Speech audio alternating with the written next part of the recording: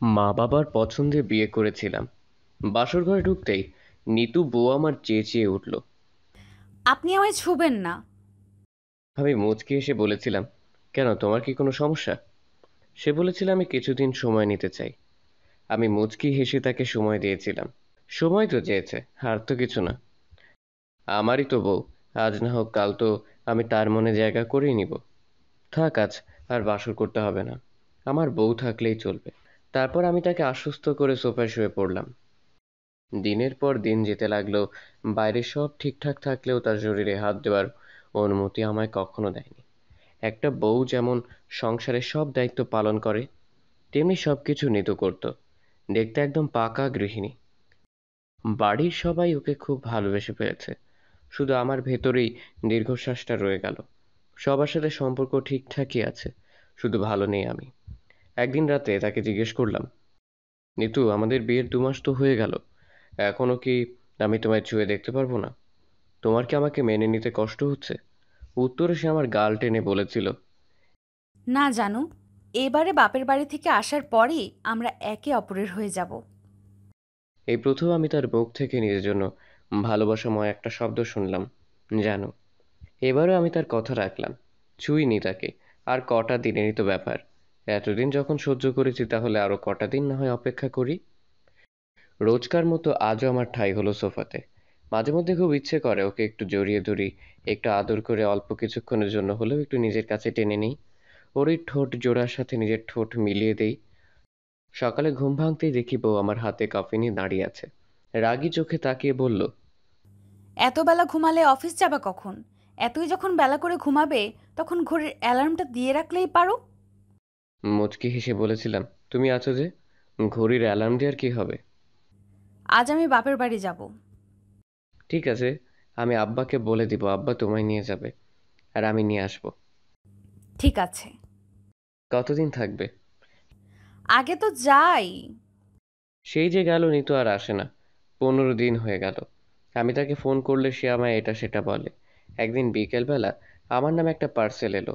পার্সেলে শুধু একটা খামই ছিল, আর সেই খামটায় আমাদের ডিভোর্স পেপার ছিল। সেদিন আমি নিতুর কাছেই ডিভোর্সের কারণ জানতে চাইলাম। সে আমায় শারীরিকভাবে অক্ষম বলে খোঁটা দিচ্ছিল। আমি পুরো হয়ে গেলাম। সেদিনে আমি নিতুদের বাড়ি যাই। আমার শ্বশুর শাশুড়িকে বললাম, আম্মা, নিতু ছেলে মানুষই করছে, ওকে আপনারা বোঝান। সেদিন ওনাদের উত্তর ছিল, ফরহাদ, তুমি ডাক্তার দেখাও, ডাক্তারের পরামর্শ নাও। সত্যি তো, বিয়ের 3 মাস হয়ে গেল, এখনও নাকি তুমি নিতুকে ঠিকভাবে ভালোবাসাটাই দিতে পারোনি। সে আর তোমার কাছে ফিরতে চায় না। আমি সেদিন লজ্জায় মাথা নিচু করে রেখেছিলাম। কি উত্তর দিব আমি ওনাদের? কোনো কথা না বলেই সেদিন আমি বাড়ি চলে এসেছিলাম। সেদিন বুঝেছিলাম সে পুরো সংসারের দায়িত্ব নিয়েছিল কেন। আসলে সে সবার বিশ্বাস অর্জন করতে চেয়েছিল। সেদিন আমি বুঝেছিলাম সে আমার কাছে সময় চেয়েছিল কেন। আসলে সে আমাকে এই অপবাদ দেওয়ার সুযোগ খুঁজছিল। সেদিন বিছানা আঁকড়ে খুব কেঁদেছিলাম। নিতুকে আমি ছুঁয়ে দেখিনি ঠিকই, কিন্তু ওর মায়ায় পড়ে গিয়েছিলাম। আস্তে আস্তে আমাদের ডিভোর্সটা হয়ে গেল। কয়েকদিন পর আম্মা আমায় ডেকে পাঠালেন ওনার কাছে যেতে। উনি বললেন, বাবা, তুই ডাক্তার দেখা। আমরা তোর আবার বিয়ে দেব। আমরা মরার আগে তোর একটা সুখের সংসার দেখতে চাই। আমাদের নাতিপুতি দেখতে চাই। লজ্জায় ঘৃণায় কোনো কথা না বলে চুপচাপ আম্মার সামনে থেকে চলে এসেছিলাম। ধীরে ধীরে লোক জানাজানি হয়ে যায়। আমি বাড়ি থেকে বের হলেই গ্রামের ছেলেপেলেরা জোরে জোরে বলতো, আপনি কি শারীরিকভাবে অক্ষম? আর নয় টেনশন, চলে এসেছে কলিকাতা হারবাল, মাত্র 1150 টাকা, বলেই জোরে জোরে হাসতো। আমার এরকম গ্রামে থাকাটাই দুষ্কর হয়ে গিয়েছিল। মা বাবাকে নিয়ে চলে এসেছিলাম ঢাকায়। এখানে আসার পর মা বাবা আবার আমায় বিয়ে দেন, ওনাদের পছন্দেই। আজ বিয়ের 5 বছর চলে, আমার 2টা ছেলে আছে। মা বাবা বউ বাচ্চা নিয়ে গ্রামে বেড়াতে এসেছি। হঠাৎই নিতুর সাথে দেখা হয়ে গেল। জিজ্ঞেস করলাম, কেমন আছো? সে আমার পা জড়িয়ে ধরে কান্না করছিল আর বলছিল, তোমার সাথে করা অন্যায় আমাকে ছাড়েনি ফরহাদ। আমি একজনকে ভালোবাসতাম, আর তার জন্যই তোমাকে ছেড়েছিলাম। বাহ, সে তো বেশ ভালো কথা। তো তোমাদের দিনকাল কেমন যাচ্ছে?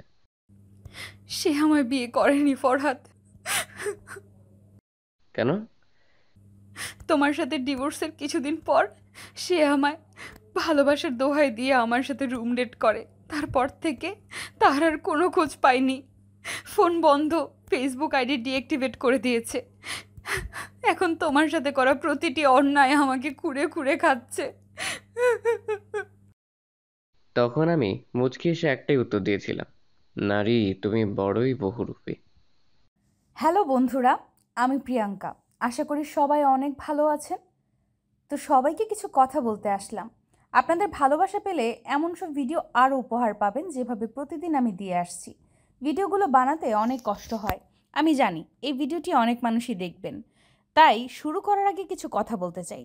আপনারা যদি ফেসবুক থেকে দেখে থাকেন তাহলে অবশ্যই একটা লাইক এবং ফলো করে দিবেন, আর যদি ইউটিউব থেকে দেখে থাকেন তাহলে অবশ্যই সাবস্ক্রাইব করে দিবেন।